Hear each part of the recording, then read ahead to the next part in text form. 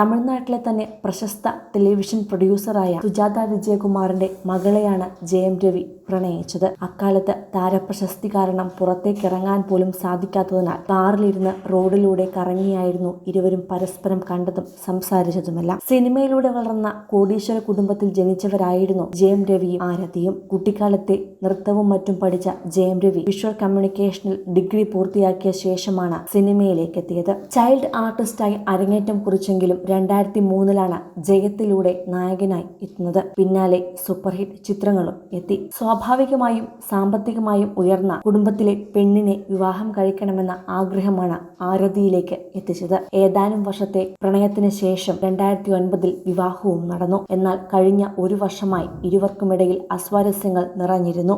അതിനു കാരണമായി മാറിയത് ദാമ്പത്യ ജീവിതത്തിൽ ഒരിക്കലും ഉണ്ടാകാൻ പാടില്ലാത്ത ഒരു രോഗവുമാണെന്ന റിപ്പോർട്ടാണ് ഇപ്പോൾ പുറത്തു വന്നിരിക്കുന്നത്.